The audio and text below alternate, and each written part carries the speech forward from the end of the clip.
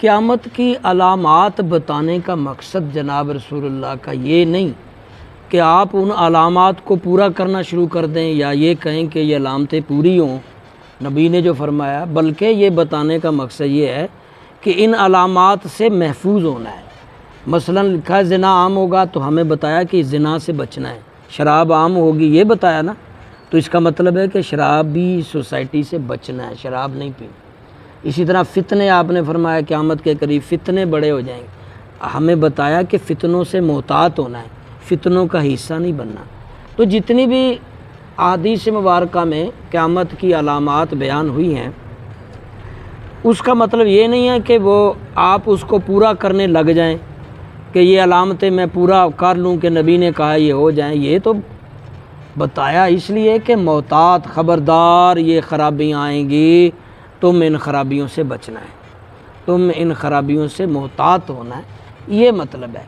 تو جو بھی قیامت کی نشانیوں میں آپ نے پڑھا پچھلے ہفتے میں بہت ساری حدیثیں، ایک آج کی حدیث میں بھی ابو ہریرہ رضی اللہ نے بیان کیا، اللہ کے نبی صلی اللہ علیہ وسلم فرمایا آئندہ زمانہ یعنی قرب قیامت جب ہوگی تو دین کا علم اٹھا لیا جائے گا، دین کا علم کم ہو جائے گا اور جہالت عام ہو جائے گی اور فتنے بہت پھیل جائیں گے، فتنے عام ہوں گے، اور آگے فرمایا حرج بہت ہوگا۔ ایک صحابی نے عرض کیا یا رسول اللہ صلی اللہ علیہ وسلم وہ حرج کیا ہوگا؟ فرمایا اپنے ہاتھ سے ترچھا یعنی کٹنا، مارنا، قتل کرنا۔ اس طرح اشارہ فرمایا کہ قتل بہت عام ہو جائیں گے۔ اب اس حدیث میں اتنے ہی بیان ہیں۔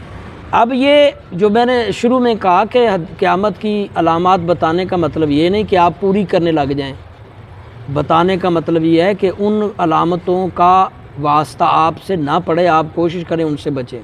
اب یہاں پہلی بات کہی کہ علم دین کم ہو جائے گا یا اٹھا، تو آپ حصہ نہ بنیں علم دین کم ہونے میں یا علم دین ختم کرنے میں، بلکہ آپ دین سیکھیں، پھیلائیں، زیادہ کوشش کریں کہ یہ خرابی نہ آئے۔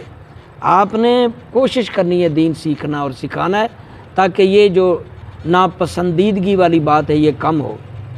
اور اسی طرح جہالت بڑھ رہی ہے، آپ نے دیکھا اب جو جہالت کا حال ہے۔ آپ کیا سمجھتے ہیں کہ ڈاکٹر جاہل نہیں ہے، انجینئر نہیں، M S C, B S C, فلان فلان فلان وکیل؟ بھائی یہ ہنر ہیں سارے۔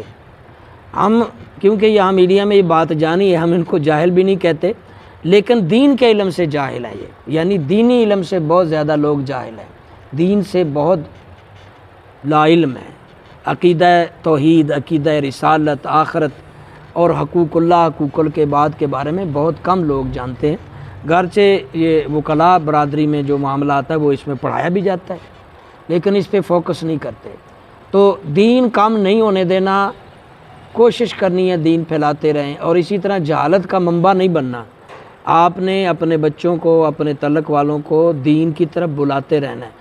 اگر دین کی سمجھ ہے آپ کو، اخلاق آپ کا اچھا ہے، حقوق اللہ، حقوق العباد، تو آپ جہالت سے باہر ہیں۔ آپ اسے تیسری بات جو فرمایا فتنے، تو یہ فتنے ہی ہیں، جھوٹے کو سچا، سچے کو جھوٹا، رات کو دن، دن کو رات، یہ سارے گالی گلوچ، الزام، یہ سارے فتنے ہیں، نئے نئے وبا، کرونے، یہ وہ، اور یہ فاسٹ میڈیا جو آ گیا، ٹک ٹاک، یہ اس پہ غلط استعمال، زنا، شراب، یہ سارے فتنے ہیں۔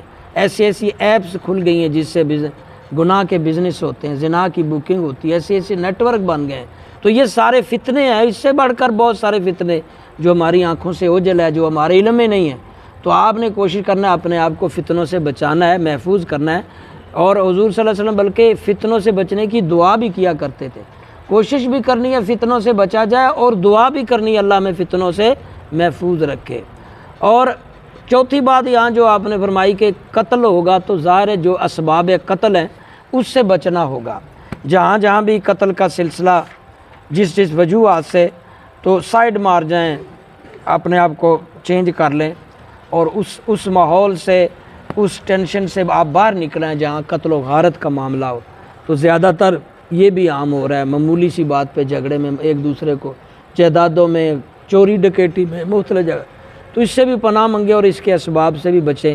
تو یہ وہ ساری چیزیں ہیں جو حضور صلی اللہ علیہ وسلم دعا بھی مانگا کرتے تھے، اللہ ناگہانی آفت، مصیبت اور مسائل سے بچا۔ تو ہم بھی ورد ذکر کریں، دعائیں مانگیں کہ اللہ جو آفتیں ہیں قیامت کے قرب کی، جو مصیبتیں، اللہ ان سے بچائے، اور دعائیں بھی مانگتے رہیں اور بچتے بھی رہیں، اور اللہ ہم سب کو عمل کی توفیق